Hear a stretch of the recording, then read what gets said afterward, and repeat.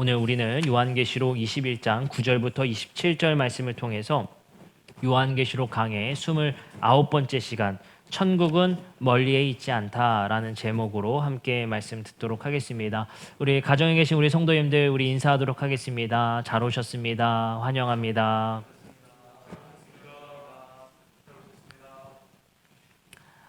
네, 우리 성도님들 빨리 또 만나고 싶습니다. 우리 성도님들도 또 그럴 거라 생각합니다. 벌써 1년이 지나가고 2021년 또 1월 달이 지나갑니다. 이러다가 또 금방 성탄절 올 것 같아서 참 두렵습니다. 속히 회복되어져서 우리가 함께 또 만날 수 있도록 함께 기도해 주시고 또 각 처소에서 드리시는 이 예배가 소홀히 되어지지 않을 수 있도록 기도해 주시길 부탁드립니다. 즉 한 주간에 참 우리 성도님들 기억하며 기도하며 노력하는 것은 우리 성도님들이 가정에서 예배 드릴 때 하나님의 임재 가운데 우리 성도님들이 꼭 집중해서 이 예배에 몰입되어져서 예배 드릴 수 있도록 이 현장에서 예배 드리는 것만큼 집중되어져서 예배 드릴 수 있도록 참 기도합니다. 하지만 목회자인 저도 쉽지 않을 거라 생각이 들고 우리 성도님들도 참 쉽지 않을 거라 생각이 듭니다. 그럼에도 불구하고 성령님께 임재함을 통해서 그것이 의미가 있을 수 있도록 그리고 그 시간에 최선을 다할 수 있도록 함께 기도함으로 인내해 주시기를 부탁드립니다.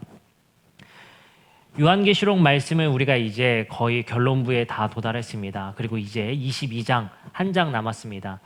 한 주간에 고민할 겁니다. 22장을 두 번에 할 거냐 22장을 한 번에 할 거냐 아직 고민 중입니다. 그래서 다음 주가 우리 마지막 시간이 될 수 있고 좀 저만 아쉬울 것 같은데 그 다음 주가 마지막이 될 수도 있습니다.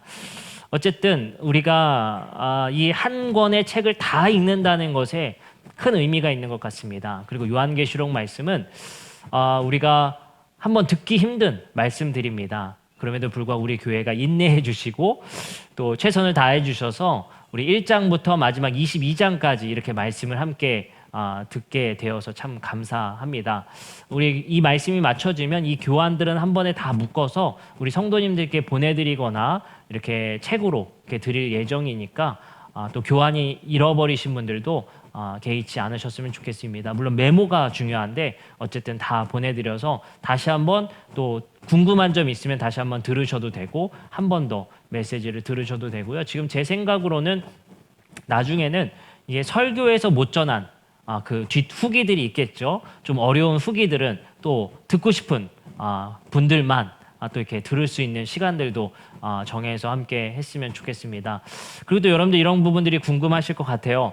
다음은 뭐냐? 요한계시록 다음은 뭐냐? 아직 고민 중입니다. 사실은 순서대로 하면은 이제 레위기로 돌아가야 되는데 너무 우리가 지칠 것 같아요. 출애굽기까지 하신 거 기억나시죠? 근데 다시 가야 할 길이 레위기라니. 이거 진짜 첩첩산중입니다. 이거 그래서 제가 고민을 하겠습니다. 잠깐 그 산 넘기 전에 잠깐 오아시스를 우리가 함께 만들어서 잠깐 좀 이게 좀 힐링할 수 있는 시간들이 좀 필요할 것 같아요. 그래서 조금 쉬운 메시지로 한두 달 정도 좀 듣고 레위기로 넘어가든지 그렇게 완충지대를 좀 만들어야 되겠다 생각도 좀 있습니다. 레위기로 바로 하진 않고 좀 다른 메시지들을 우리가 좀 들을 수 있도록 또 노력하도록 하겠습니다. 계시록 말씀 이어가도록 하겠습니다. 계시록의 우리 말씀을 지금까지의 말씀을 다시 한번 요약해 보면요. 7 교회에게 하신 말씀 들었죠. 그래서 한 교회 로마 제국 속에서 하나님께서 순결한 신부들과 같이 그곳에서 인내하고 황제 충성이 아니라 주님께 주님 되심에 충성해라 라는 메시지를 요한이 전하게 됩니다. 그리고 요한이 급히 하늘로 올라가서 하늘의 모습을 광경을 보게 되죠. 그곳에 보좌가 놓여 있고 그 보좌에 앉으신 옛적부터 항상 계신이었던 하나님의 오른손에 두루마리가 들려 있습니다. 그리고 그 두루마리에는 7 인으로 봉인되어 있었죠. 그 봉인을 누가 풀 수 있었죠? 바로 피에 젖은 어린 양이 그 7 인을 하나하나씩 떼어가게 됩니다. 그 인을 뗄 때마다 심판들 재앙들이 일어나게 되었죠. 그 인이 다 떨어지고 마지막 인이 떨어지기 직전에 7장의 말씀에 잠깐 번외편을 말씀하십니다. 바로 이 인의 재앙을 피할 자가 누구냐라는 그 물음에 대한 답변이었죠. 바로 거기서 우리가 익히 잘 아는 14만 4천 명 하나님의 인치심을 받은 14만 4천 명이 등장합니다. 그 인치심을 받았다는 것은 하나님의 도장을 받은 사람들이죠. 그 하나님의 도장에 뭐가 쓰여 있다고 했습니까? 예수님의 이름, 그 정체성이 쓰여 있을 거라고 했습니다. 예수님을 주님으로 인정하고 황제 충성이 아니라 주님께 충성한 자들이 그 인을 받을 수 있을 거라는 메시지입니다. 그 인을 받는 자들과 대비되는 자들이 누구였죠? 666의 도장을 받는 사람들, 자신들의 무역과 자신들의 부를 위해서 황제 충성에 타협한 자들은 바로 그 인을 받게 되죠. 14만 4천 명은 그렇기 때문에 하나님의 인치심을 받은 자들인데, 모 이단 단체와는 다르게 14만 4천 명의 숫자는 숫자적인 의미가 있는 것이 아니라 12지파의 완전수를 의미하며, 그것은 모든 백성과 방언들로 말하는 수많은 무리였다는 것을 우리는 알게 되었습니다. 그리고 나서 이어지는 말씀은 바로 이제 그 인이 다 봉인이 떨어지자 뭐가 일어나요? 7 나팔 소리가 들게 됩니다. 그 7 나팔이 한 나팔 한 나팔 불릴 때마다 심판이 이루어지게 되죠. 당시에 로마 제국을 향한 그러한 심판의 메시지들이 이루어지게 됩니다. 그 메시지들이 이루어지고 나서 7 대접이 쏟아지게 되죠. 그것이 부어짐에 통해서 또 7 대접의 재앙이 이루어지게 됩니다. 그래서 7 나팔 심판과 7 대접 심판은 한 쌍을 이루어서 그것이 교차되며 재앙이 이루어진다는 사실을 우리는 알 수가 있습니다. 그리고 나서 이제 큰 음녀 바벨론에 대한 이야기가 나왔었죠. 우리 부록 얘기는 넘어가고요. 큰 음녀 바벨론이 이제 심판을 받게 되는데요. 그 심판의 짐승들과 제사장 무리들, 그들은 다 무엇이었습니까? 로마 황제를 의미했으며 당시에 황제 숭배를 종용했던 제사장들, 뭘로 그들을 협박했었죠. 성도들을, 너희들 이거 제사 안 하면, 황제에게 충성 맹세 안 하고 또 그리스도를 부인하지 않으면 너희들 여기서 장사할 수 없다, 무역할 수 없다라는 것을 협박함을 통해서 가난에 처하게 하고 순교에 이르게 했죠. 그러한 사람들이, 그 짐승들의 무리들이 하나님 앞에 심판을 받게 됩니다. 그리고 결론적으로 이제 20장 말씀에 그 배후 세력이 누구였죠? 옛뱀, 곧 용과 같은 옛 마귀가 있었죠. 그것을 우리는 사탄이라고 합니다. 그게 바로 궁극적인 존재, 악의 존재로 표현을 하고 있습니다. 그 궁극적인 악의 존재를 백마탄 예수 그리스도께서 최종적으로 재림과 함께 심판하심을 통해 천년 왕국을 이 땅에 도래시키게 됩니다. 그리고 나서 우리는 저번 주 21장 말씀을 통해서 그 악의 잔존했던 악의 잔재들이 사라짐을 통해서 이 땅에 새하늘과 새 땅으로 바로 창조적 회복이 일어날 것이라는 것으로 우리를 기대케 하게 됩니다.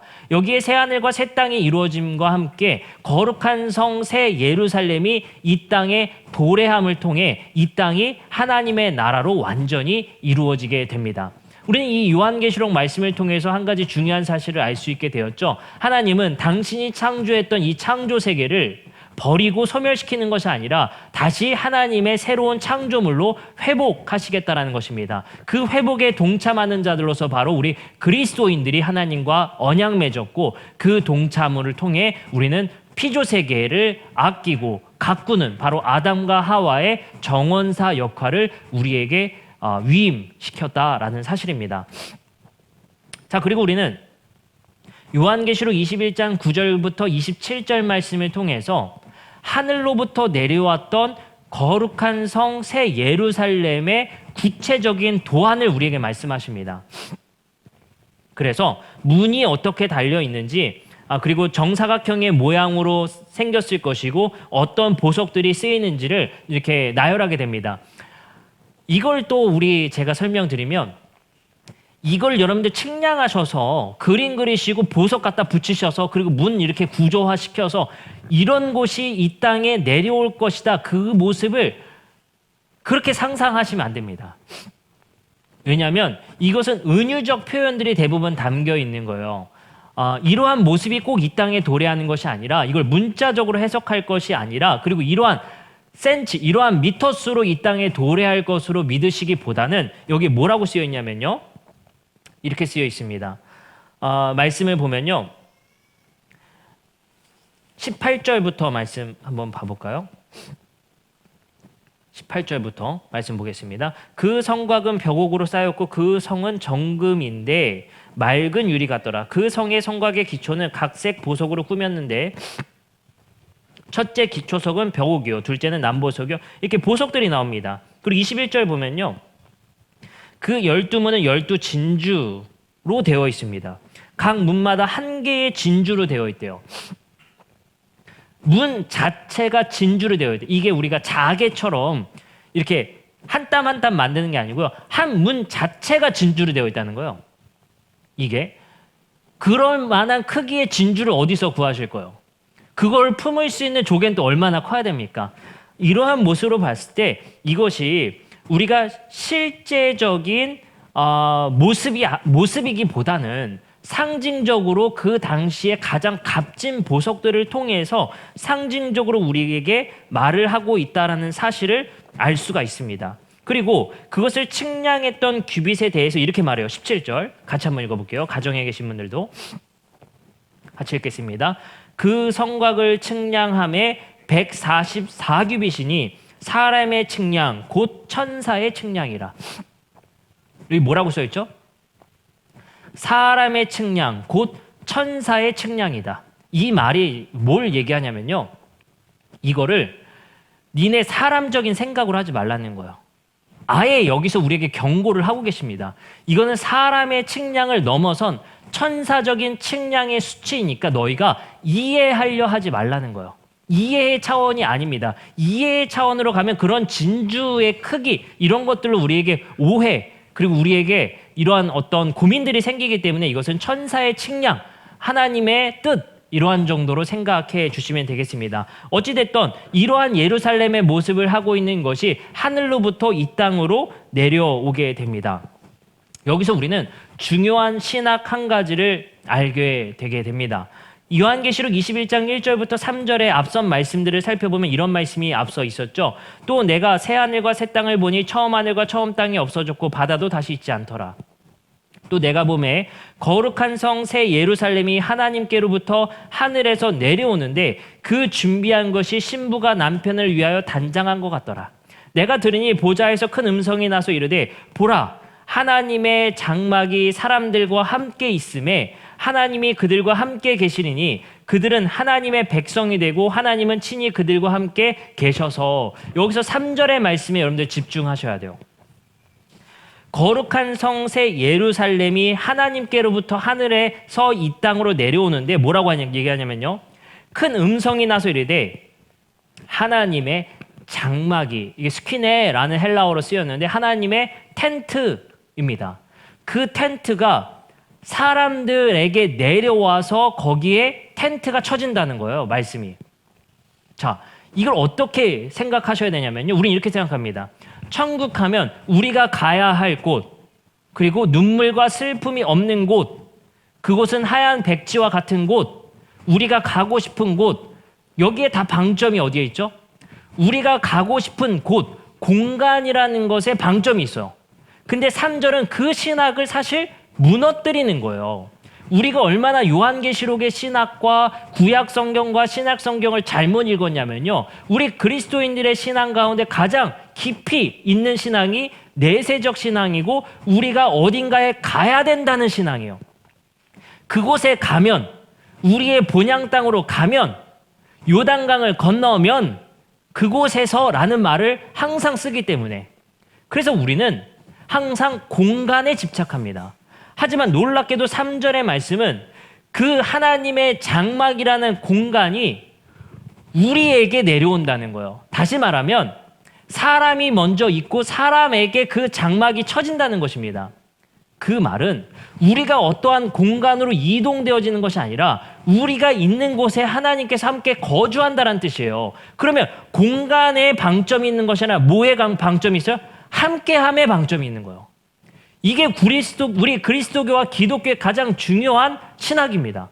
하나님의 함께하심. 그래서 우리는 공간 중심, 건물 중심이 아니라 함께함의 중심이에요. 그래서 이걸 뭐라고 표현해요? 관계 중심의 종교인 겁니다. 저는 유일하다고 생각하는데요. 어떠한 종교를 통틀어서 신전이 없는 종교는 우리 기독교가 유일하다고 생각합니다. 그 말은 왜 그러냐? 우리 기독교의 종교의 깊은 신학 가운데 있는 것이 바로 공간의 신학이 아니라 함께함의 신학으로 전환되었기 때문에 그래요. 구약 성경만 해도 바로 성전 중심의 신학이 분명히 있었습니다. 그러나 신약 성경으로 넘어옴을 통해서 우린 유대교와 차별점을 갖는 것은 바로 공간적인 신앙에 있는 것이 아니라 함께함의 관계성의 신앙으로 전환되었기 때문에 그래요. 근데 안타깝게도 여전히 기독교는 공간에 집착하죠. 어떤 공간이냐? 그리고 그 공간이 하나님의 임재하는 곳이다라는 그 공간에 여전히 집착하고 가야 할 곳조차도 공간에 집착한단 말이에요.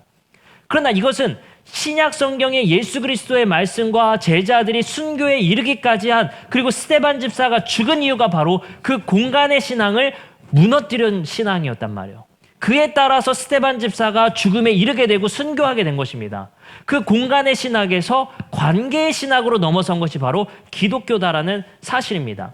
다시 말씀을 읽어드리면 이르되 보라, 하나님의 장막이 사람들과 함께 있음에 함께 있게 된다는 거예요. 하나님이 그들과 함께 계시리니, 여기서 강조하는 게 뭐예요? 공간이 아니라 함께 계시게 될 것이다. 그것이 바로 천국이에요. 천국은 어떤 공간이 아니라 하나님이 함께 하시는 것 자체가 천국이게 되는 것입니다. 그래서 제가 여러분들께 계속 강조하는 것은 천국은 멀리 있는 것이 아니라 천국은 이미 도래했다는 거예요. 왜요? 함께하고 계시기 때문에. 이 새하늘과 새 땅은 완전한 함께하심으로 완전성을 내포하고 있지만 지금 이미 우리는 하나님과 함께하고 있기 때문에 천국은 멀리에 있지 않습니다. 천국은 죽은 뒤를 소망하는 것이 아니라 천국은 이미 우리와 함께하고 있는 것입니다.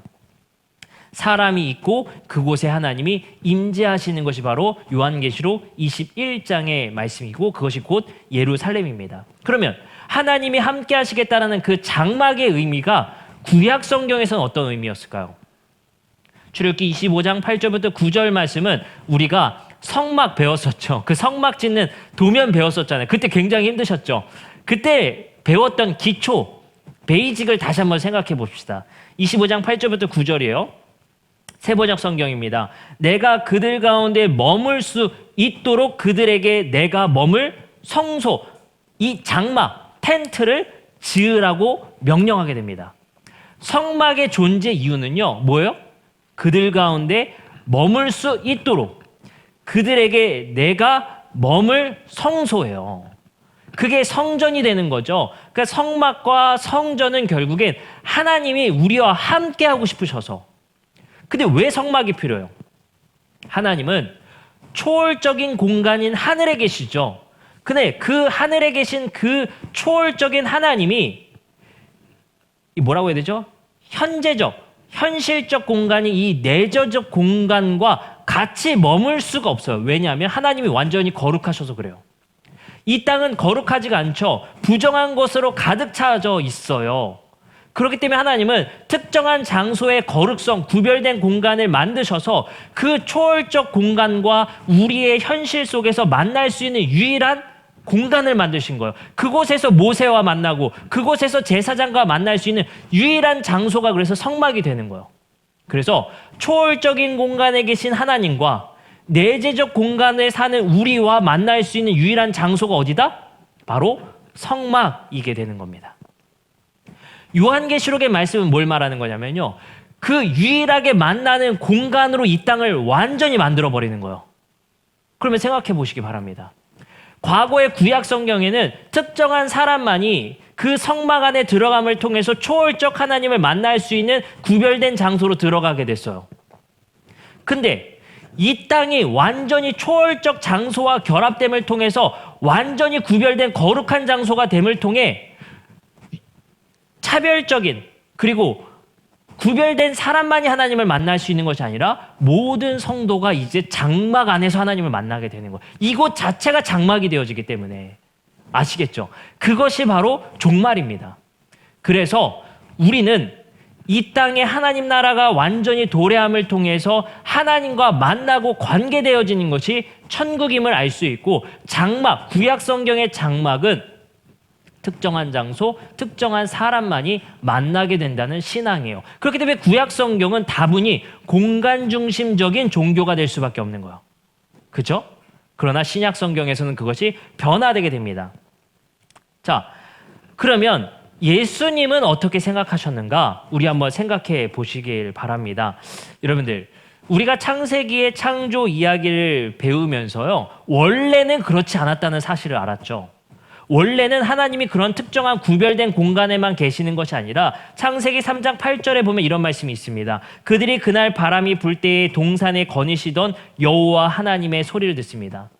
에덴 동산이라는 구별된 장소에 하나님이 거니시고 계셨다라는 사실을 통해 창조적 공간에 원래 하나님이 거닐고 있었다는 사실을 알 수가 있어요. 그렇죠? 근데 인간이 죄를 짐을 통해서 그것이 구별된 장소가 허물어지고 그곳에서 인간이 쫓겨내어지게 되죠. 그래서 우리가 어떻게 돼요? 공간 중심적인 구약 성경의 종교가 되었다는 거예요. 자, 근데 이것을 넘어서서 예수님은 어떻게 생각하셨냐? 이런 말씀이 있습니다. 요한복음 2장 19절부터 21절의 말씀이에요.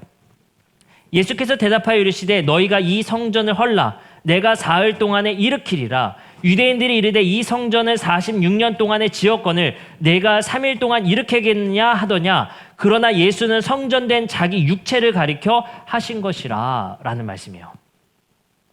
요한복음에서 예수님은 이미 공간 중심의 종교에서 바로 관계 중심의 종교로의 전환을 말씀하고 계신 겁니다. 왜 그렇죠? 예수님 자신이 성전이 되셔서 예수님과 함께하면 공간에 제약이 없어지죠. 예수님이 계신 곳이 성전이 되기 때문에 공간의 그 제약을 허무시고 예수님과의 관계가 성전이 되고 그것이 천국이 된다는 거예요. 그래서 예수님이 우리에게 뭐라고 말씀하십니까? 두세 사람의 모인 곳에 내가 함께하겠다. 관계 중심의 종교로 전환되었단 말이에요. 그렇죠?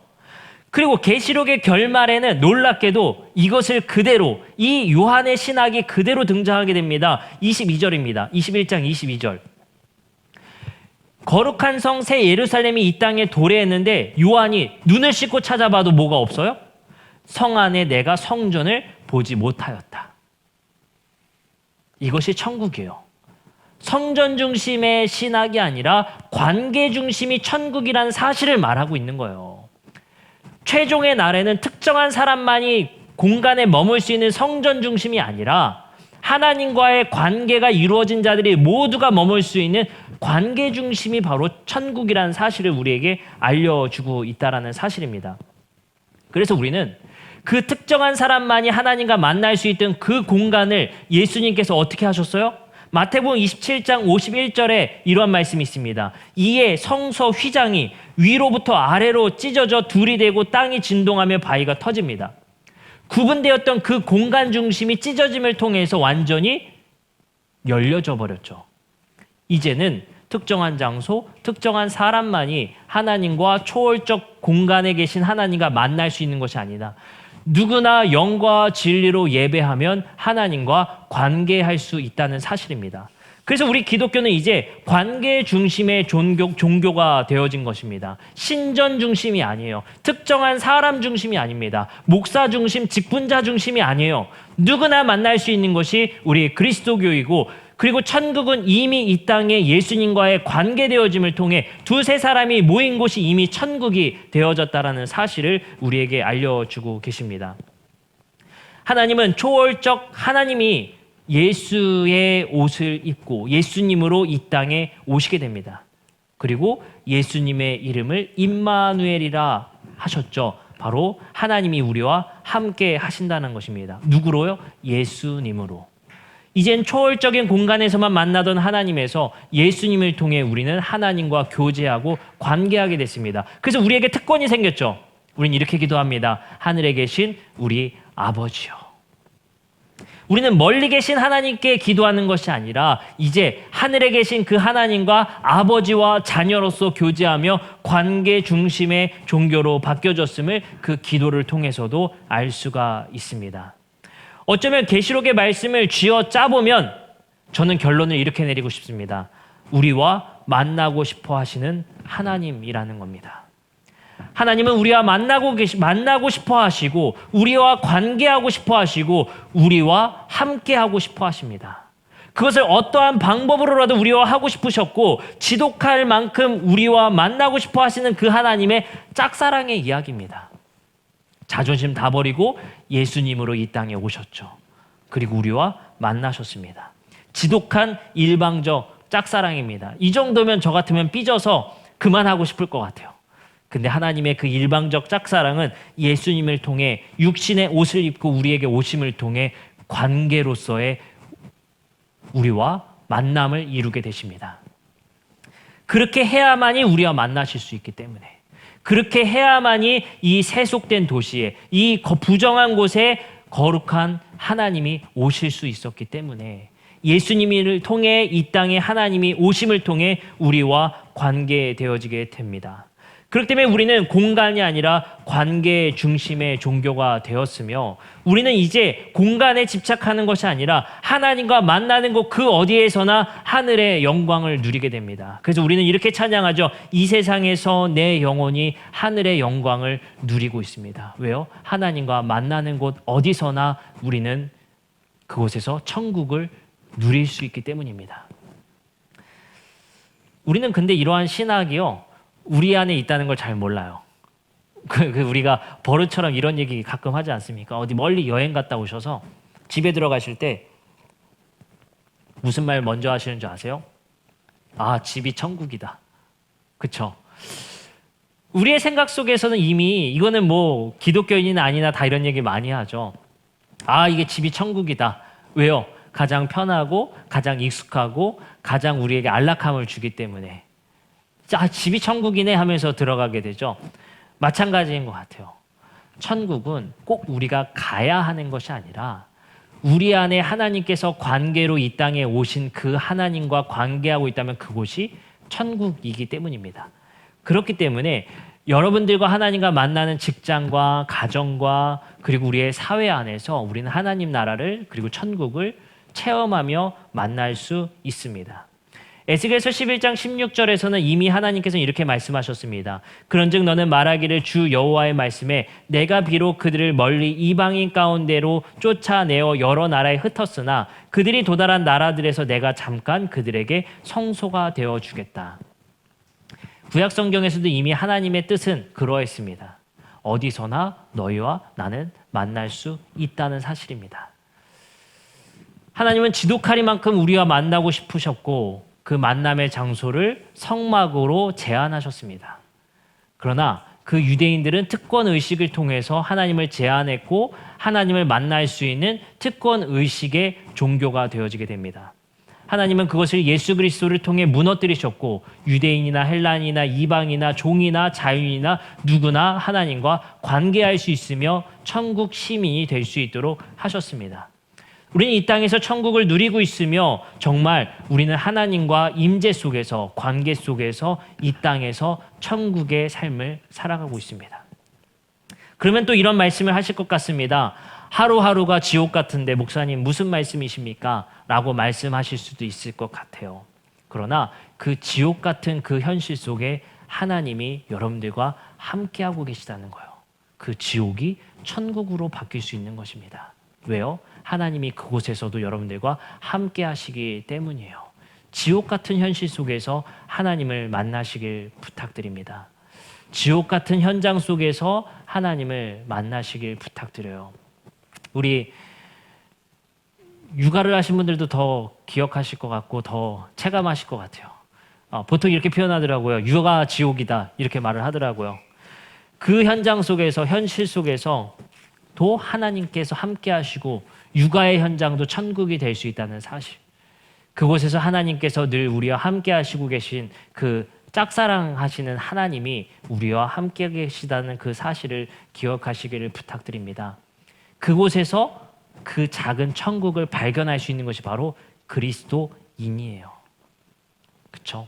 그래서 여러분들 이러한 정말 지옥 같은 현실이라 표현되는 그곳에서도 천국을 발견할 수 있는 우리 모두가 되시기를 주님의 이름으로 축복합니다. 기도하시겠습니다. 사랑과 은혜가 많으신 하나님 감사합니다.